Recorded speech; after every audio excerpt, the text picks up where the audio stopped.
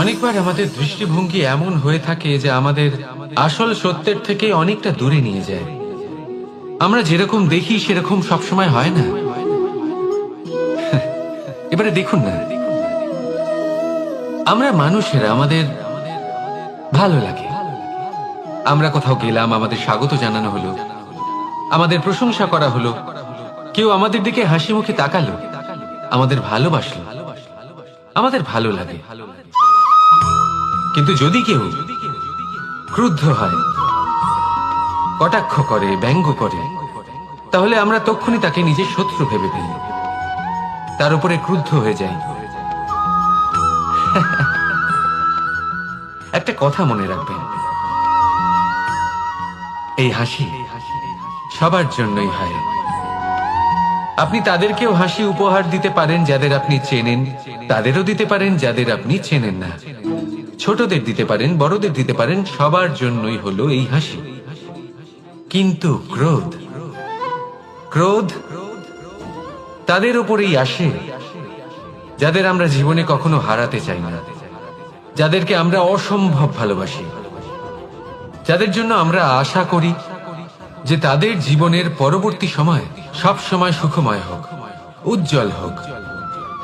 সেই জন্য আপনার জীবনের সমস্ত সেই ব্যক্তি যারা আপনার উপরে ক্রুদ্ধ হন, কটাক্ষ করেন, জরুরি নয় তিনি আপনার শত্রুই হবেন। হতে পারে সে হলো আপনার শুভাকাঙ্ক্ষী, যিনি আপনার শুধুমাত্র ভালোই চান, যিনি আপনার জন্য একটা সুন্দর ভবিষ্যৎ চান। সেই জন্য সব সময় মন দিয়ে অন্যের কথা বোঝার প্রয়াস করুন।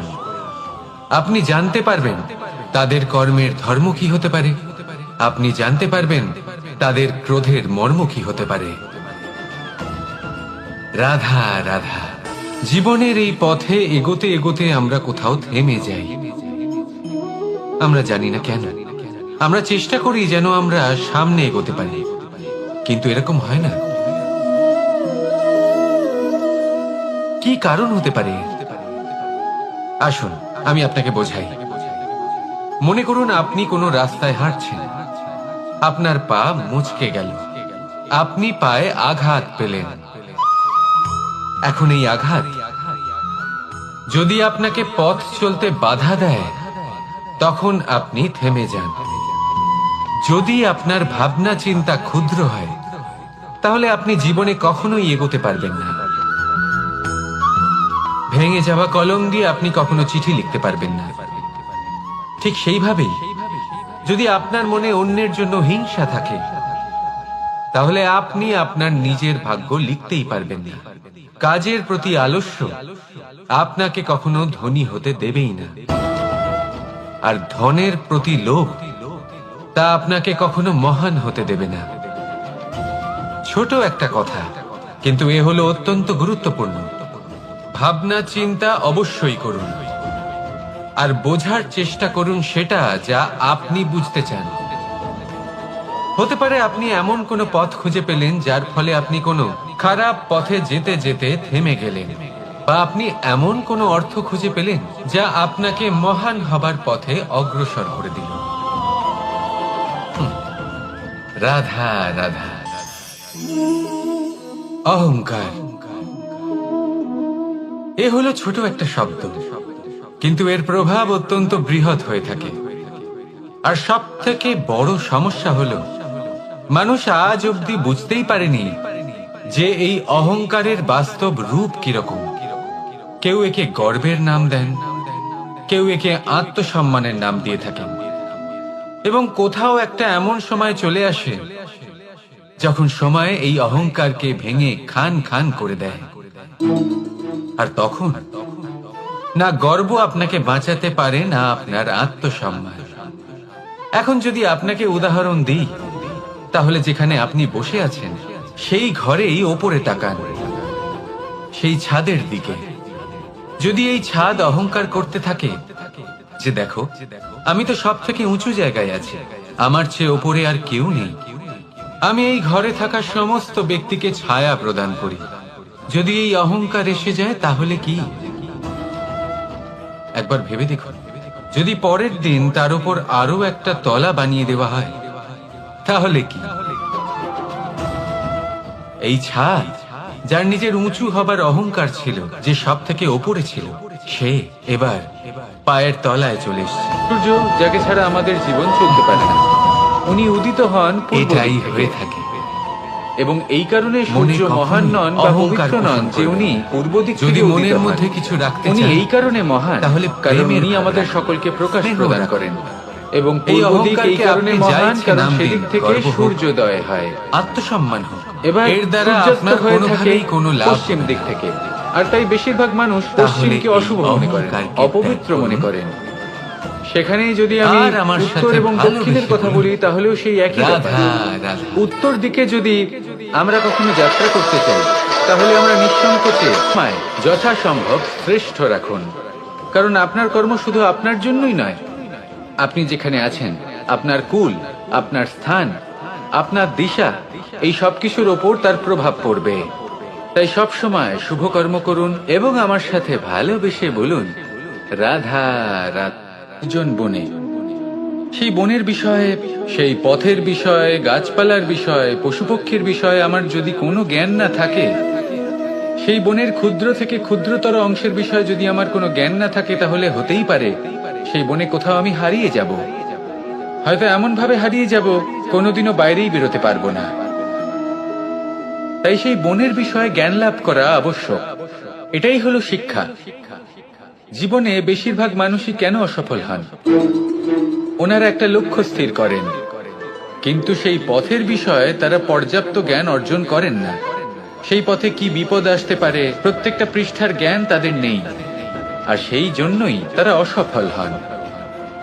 আপনি জীবনে যখনই কোনো লক্ষ্য স্থির করবেন, কোনো লক্ষ্য সাধন করবেন, পরিকল্পনার সাথে সেই পথে অগ্রসর হন। সেই পথকে বোঝার চেষ্টা করুন, সেই পথের বিপদ সম্পর্কে জ্ঞান লাভ করুন, সবকিছু জানার চেষ্টা করুন, অজানা তথ্য আহরণ করুন, আর তারপর সেই লক্ষ্যের প্রতি নিজেকে সমর্পিত করুন। তবেই আপনি সাফল্য লাভ করবেন। আর এই মন প্রসন্ন হয়ে বলবে, এই সংসারে সবচেয়ে বড় পাপ কি হতে পারে? কেউ বলবেন অসত্য, কেউ বলবেন ছলনা, আবার এটাই হলো শিক্ষা। জীবনে বেশিরভাগ মানুষই কেন অসফল হন? ওনারা একটা লক্ষ্য স্থির করেন, কিন্তু সেই পথের বিষয়ে তারা পর্যাপ্ত জ্ঞান অর্জন করেন না। সেই পথে কি বিপদ আসতে পারে প্রত্যেকটা পৃষ্ঠার জ্ঞান তাদের নেই, আর সেই জন্যই তারা অসফল হন। আপনি জীবনে যখনই কোনো লক্ষ্য স্থির করবেন, কোনো লক্ষ্য সাধন করবেন, পরিকল্পনার সাথে সেই পথে অগ্রসর হন। সেই পথকে বোঝার চেষ্টা করুন, সেই পথের বিপদ সম্পর্কে জ্ঞান লাভ করুন, সবকিছু জানার চেষ্টা করুন, অজানা তথ্য আহরণ করুন, আর তারপর সেই লক্ষ্যের প্রতি নিজেকে সমর্পিত করুন। তবেই আপনি সাফল্য লাভ করবেন। আর এই মন প্রসন্ন হয়ে বলবে, এই সংসারে সবচেয়ে বড় পাপ কি হতে পারে? কেউ বলবেন অসত্য, কেউ বলবেন ছলনা, আবার কেউ বলবেন লালসা। না, সংসারে সবচেয়ে বড় পাপ হলো নারী জাতির অসম্মান, নারীর মান ভঙ্গ করা। কারণ এই অপরাধ কেবল নারীর শরীরকেই নয়, বরং তার মন আর আত্মাকেও আহত করে থাকে। তাহলে এবার প্রশ্ন হলো, যে এই অপরাধ করেছে তাকে কি শাস্তি দেওয়া উচিত? কেউ বলবেন শারীরিক যন্ত্রণা, আর কেউ বলবেন মৃত্যুদণ্ড।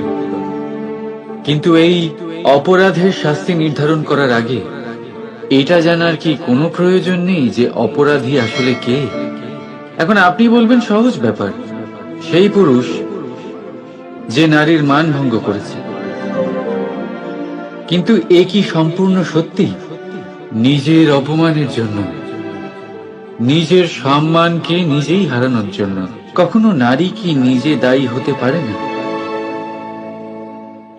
ভেবে দেখুন, সম্মানহানির থেকে বাঁচার জন্য সর্বপ্রথম সম্মানের সীমার উপর নজর দেওয়া প্রয়োজন। রাবণ সীতার হরণ এই জন্যই করতে পেরেছিলেন, কারণ সীতা নিজের বোকামোর জন্য রাবণের সেই সীমা উল্লঙ্ঘন করা সহজ করে দিয়েছিলেন। কিন্তু অশোক বাটিকাতে সেই সীতাকেই রাবণ স্পর্শ পর্যন্ত করতে পারেননি, কারণ সে রাবণ আর তার মাঝখানে ঘাস দিয়ে একটা ছোট রেখা বানিয়ে দিয়েছিলেন। জীবনে না বলতে শিখুন, যদি কেউ আপনার সম্মানের সীমা পার করতে চেষ্টা করে তাহলে তাকে সেখানেই আটকাতে শিখুন। আপনার উপরে ওঠা প্রথম হাত, প্রথম কটাক্ষ ওইখানেই আটকাতে শিখে নিন। তখন কোনো পুরুষের সাহস